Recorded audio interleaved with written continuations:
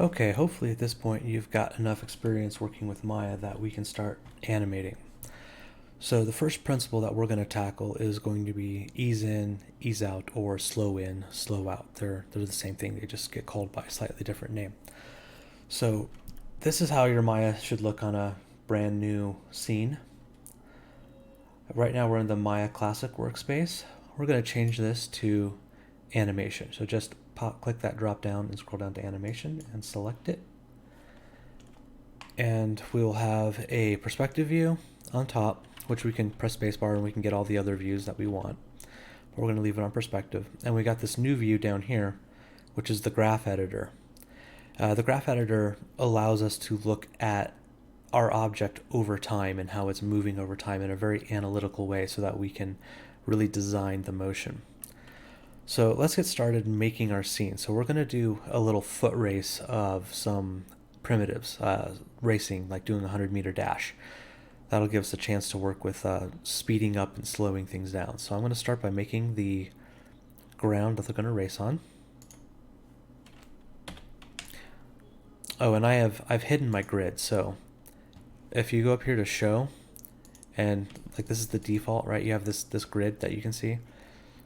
I hid mine for this exercise because it gets in the way, because we have a grid sitting at 0 and having two sets of grids just drives me crazy.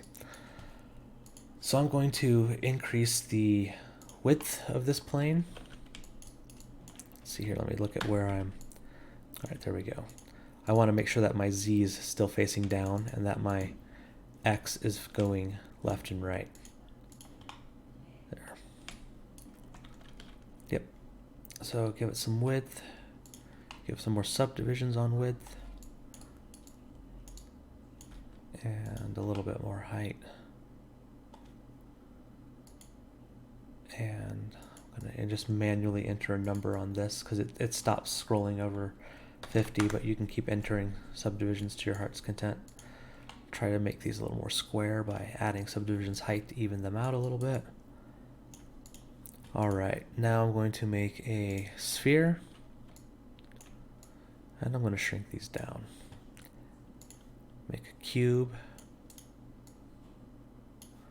and a cylinder. And you can use the other two if you want. You can use a torus, you can use the cone, you can use whatever combination you want.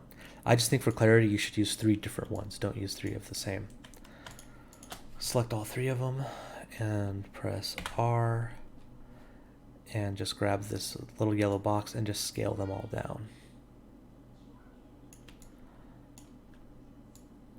A little bit more. And then just position them back down on the plane.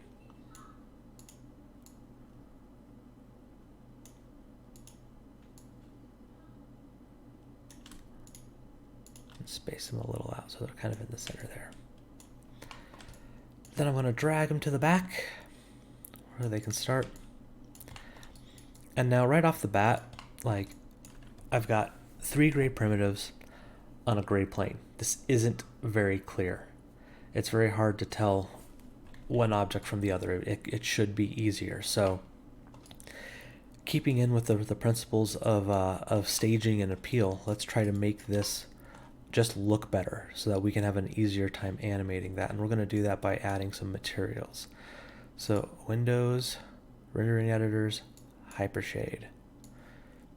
You guys should be familiar with this at this point. So I'm going to select a Maya surface material, and I'm going to make a Lambert for the ground. I'll call it ground, and I will make its color green.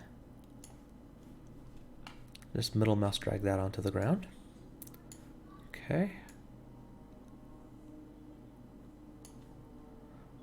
And now I'll make a material for the sphere.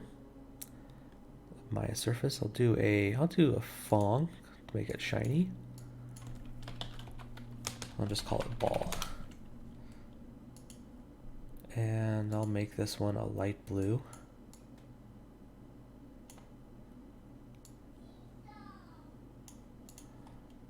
And let's see, I'm gonna increase the diffuse so it's not quite as gray. And then middle mouse drag that onto the ball. Now I need to make a box material. Do a Fong as well.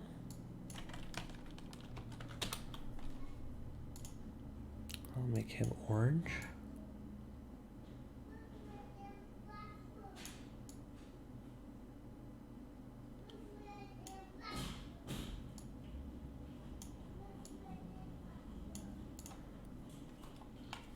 Middle mouse drag that onto the box.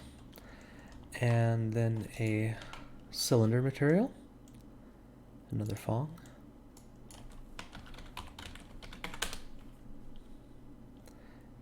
And I will make that a really loud pink.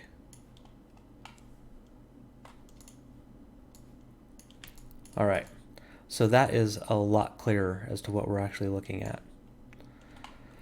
The next thing that we need to do to add some clarity to this is we need to really drive home the point that we're doing a race, right? So once again, we're going to increase the staging and the appeal by making a start and a finish line. So I'm going to select, let's make the materials first. What I'm going to do is I'm going to put a material on a row of polygons for the start and another material on a row of polygons for the end. So let's go ahead and make another Lambert, and I'll call it start, and I'll leave that color as a white, and then I'll make another Lambert, and I'll call it finish, and I'll make it yellow.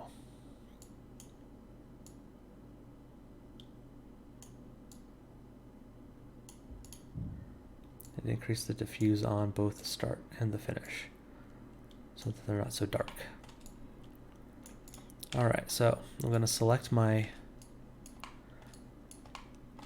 ground here, right click, choose face, select one face, and then when I choose its neighbor, right, so I just moused over to the neighbor, I'm going to press shift and double click, and that will select an entire row. Right click over the material and say assign to viewport selection. Now I'm going to go to the end here.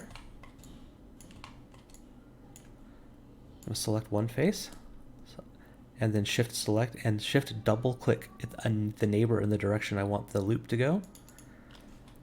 And then right click, assign the finished material to selection. All right. So that gives us a visual indication of there's a place to begin, a place to end. We can clearly see all the elements separate from each other. I'm going to go ahead and extend the area behind the finish line a little bit, and you should too, so that we have we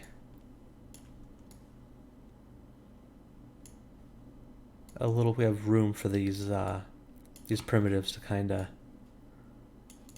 come to a stop, because we want to ease into it. All right, so go ahead and save this as primitive race, and I will see you in the next video.